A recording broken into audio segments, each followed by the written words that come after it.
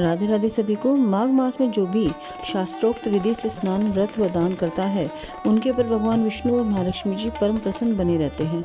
सभी मनोकामनाओं की आपूर्ति और अंत में मोक्ष प्राप्ति का सबसे सशक्त माध्यम है यह माघ मास। विष्णु भगवान ने कहा है कि मुझे अगर कार्तिक मास अति प्रिय है तो मैं स्वयं माघ मास हूँ। तो आइए आरंभ करते हैं आज का प्रथम अध्याय की कथा। सूत जी ने कहा, हे ऋषियों, भूमंडल के समस्त राजाओं महाराजाओं में श्रेष्ठ पुण्यात्मा और प्रतापी इक्ष्वाकु वंशी महाराज दिलीप ने एक दिन अपने अनुचरों सहित सब प्रकार से पूर्ण सुसज्जित होकर वन में आखेट के लिए प्रस्थान किया। उनके अनुचर तथा सहायक भी सभी प्रकार के अस्त्र शस्त्रों से सुसज्जित थे। वन में पहुंचकर सभी शिकार की खोज में इधर उधर दौड़ने लगे। जैसे ही किसी अनुचर को कोई वन्य पशु दृष्टिगोचर होता, वैसे ही महाराजा दिलीप को सूचित किया जाता। राजा ने अनेकों मृगों तथा जंगली सुअरों इत्यादि का शिकार किया। इस समय सभी उत्साहित होकर अपने अपने अश्वों पर आरूढ़ पूरे वन में फैल गए थे तथा मृग्या में मदमत्त होकर वन्य जीवों का शिकार कर रहे थे। कई दिनों तक यह क्रम चलता रहा। सभी वन्य प्राणियों में भय और भागदौड़ छा गई। महाराज अपने अनुचरों सहित शिकार करते और विश्राम करते हुए आगे बढ़ते जा रहे थे। राजा सिंह का शिकार करने को व्याकुल हो रहे थे, पर समस्त वन में सिंह अभी तक दृष्टिगोचर नहीं हुआ झाड़ी से था। निकला और इसी बिजली समय की गति राजा से चौकड़ी भरते हुए वन में दिलीप ने एक देखा और कि भाग एक चला। अत्यंत सुंदर राजा मृग दिलीप ने जैसे ही वो उस मृग को देखा, वैसे ही अपना घोड़ा उसके पीछे दौड़ाकर उसका पीछा करना शुरू कर दिया। किंतु मृग के भागने की गति इतनी तीव्र थी कि राजा का अश्व उसके पास पहुंच ही नहीं पा रहा था। भगवान शिवजी ने पार्वती जी को बतलाया, हे पार्वती, यह कोई साधारण वन मृग न था, बल्कि मायावी मृग था।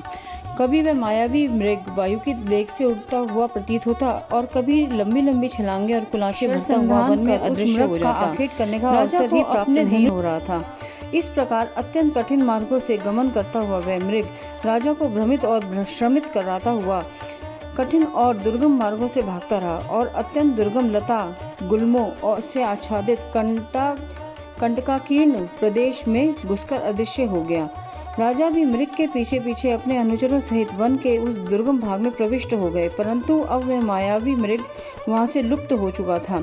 थके हुए राजा और उसके अनुचर प्यास से व्याकुल हो रहे थे। कुछ दूरी पर प्यास से व्याकुल राजा और उसके अनुचरों ने एक अत्यंत सुंदर और रमणीक जलाशय देखा। इस सरोवर की शोभा देखकर राजा और उसके अनुचर प्रफुल्लित हो उठे। सरोवर का जल अत्यंत स्वच्छ, निर्मल तथा पारदर्शी कर रही थी तथा मध्य भाग में सुंदर सुंदर कमल खिले रहते थे। इस जलाशय से सुंदर और निर्मल जल को देखकर ही राजा मन प्रसन्न हो गया था। वह अपना सारा श्रम और क्लांति भूल गया था।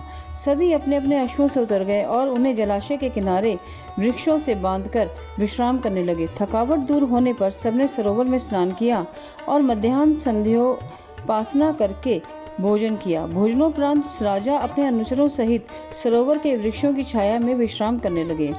राजा ने रात्रि उसी सरोवर के तट पर बिताने का निर्णय लिया। भोजन करने और मशालें जलाने के बाद राजा और कुछ सेवक सो गए और कुछ पहरा देने लगे। रात्रि के द्वितीय प्रहर में जंगली शूकरों का एक बहुत बड़ा सा दल उस सरोवर पर आया।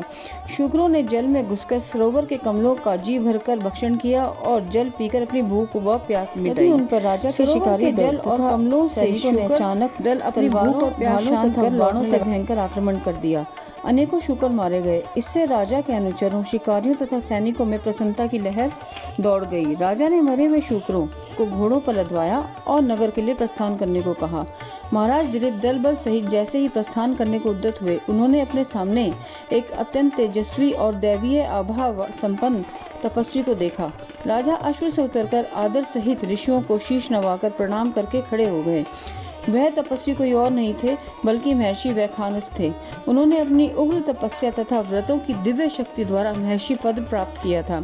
महर्षि वैखानस ने राजा के बहुमूल्य वस्त्र होने का अनुमान लगा लिया था।